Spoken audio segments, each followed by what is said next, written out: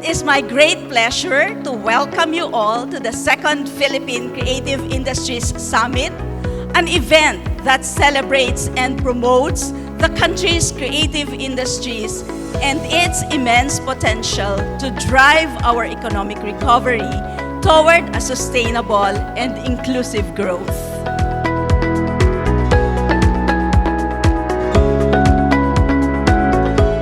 Good morning, ladies and gentlemen. Welcome to the second Philippine Creative Industries Summit. PCIDA lays the regulatory foundation and enabling policies to foster a dynamic and collaborative environment.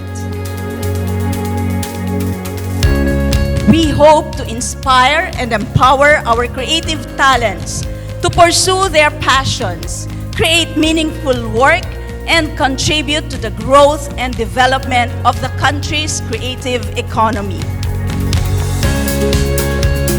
My warmest greetings to our institutional partners and creative stakeholders as we hold the second Philippine Creative Industries Summit. The event, with the theme Unifying the Creative Agenda, Elevating Filipino Creativity, I trust with the creation of the Office of the Presidential Advisor on Creative Communications, led by Direct Secretary Paul Soriano, and with your support, the creative industry will present a unified front to achieve growth, reach its full potential, and bring honor to our country. Mabuhay ang creative industry.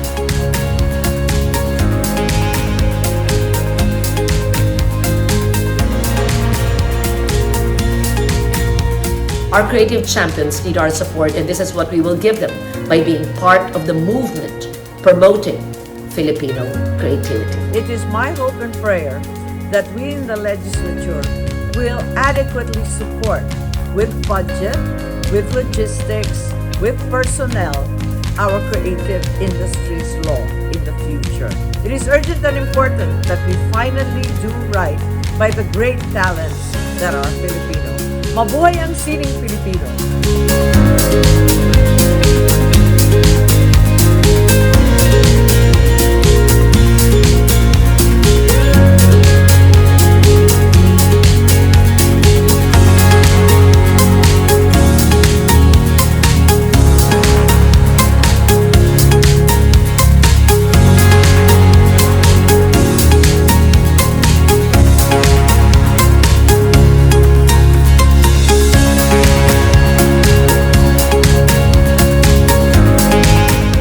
Today and tomorrow and for the future, let us celebrate creativity.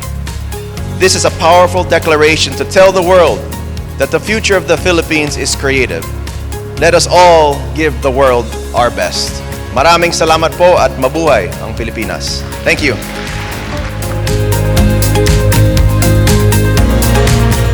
With PCIDA and with a push towards a more creative Philippines, or simply put, towards a malikhaing Pilipinas and a more malikhaing Pinoy, we dream that arts, culture, and creativity is one that all 110 million plus Filipinos will realize, value, celebrate, cherish, call their own, and most especially, love.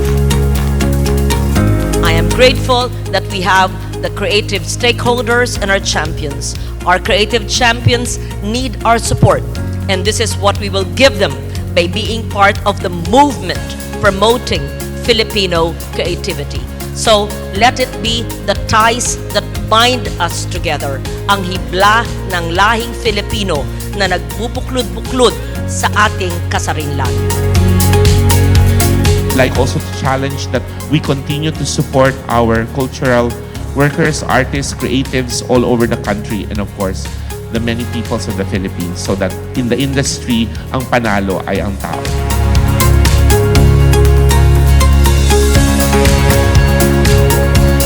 With a focus on small-scale and medium-sized enterprises with high export potential, the Design Center developed products and branding identities that ambition to capture foreign markets while reflecting Philippine culture.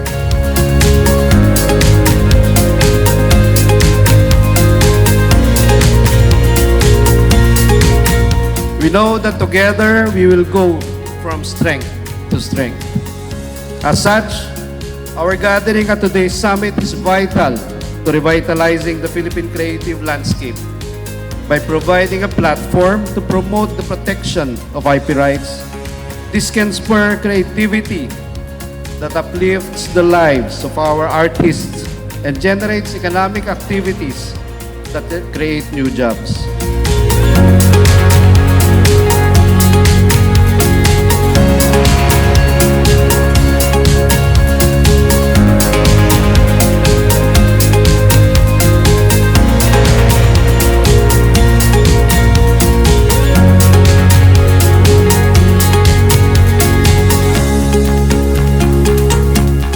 It's a company in Metaverse and how we are helping the communities in Philippines to achieve Metaverse.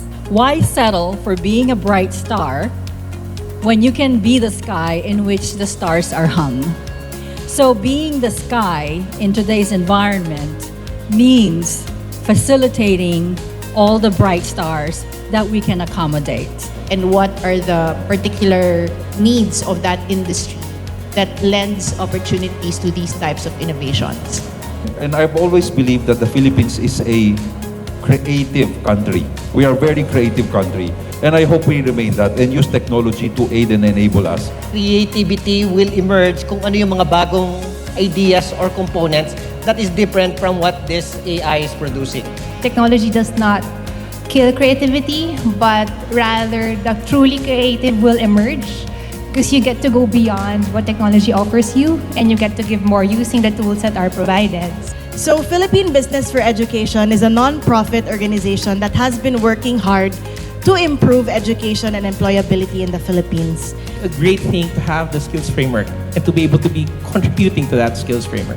Develop them holistically with 21st century skills to include the learning and innovation skills. All of us in the government and the private sector are able to really harness our strengths together. These should not be used to create more inequality or more inequity than already is, there is. So again, we go back to the principle that nobody should be left behind. So you have to find creativity on what technology has. I believe that having critical thinking and adaptability is very, very important because in the workplace, these things change quickly, right? I'm from ASEAN Secretariat, and today I would like to talk about the cultural and creative industries in ASEAN. I will share more about how at the time we're trying to set up a stronger ecosystem for our creative industry. Creativity, just like the internet, this is, I would say, one of the equalizers right now. It can provide you vast opportunities. The only challenge is how to monetize your creativity. The ASEAN embassies get together as a community, like in Wellington, in Canberra, in Berlin.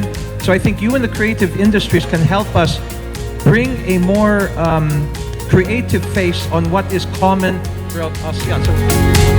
Since 2004, the British Council has played a key role in fostering engagement and understanding of the creative economy within Southeast Asia.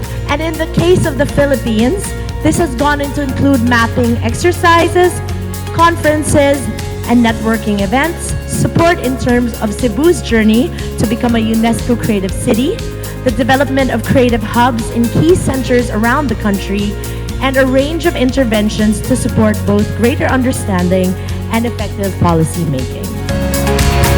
I'd also like to extend my appreciation to DTI for this invitation, and I'm so impressed at the hospitality. We're looking even to send a delegation of Singaporeans probably next year. There's a lot of talent within the bureaucracy, and they're very keen to lift to help the private sector and to help, in particular, the creative economy sector. I agree that stronger partnerships with private sector, public sector is critical to the growth of the creative industry. Commitment not only on the part of government but also on the part of our stakeholders. And I think this is best illustrated or embodied in the creation of our Creative Industries Development Council. While the task at hand is colossal and may seem formidable, our willingness to join hands in shaping the future of our country gives me comfort and confidence that the best is about to happen for the Philippine creative industries.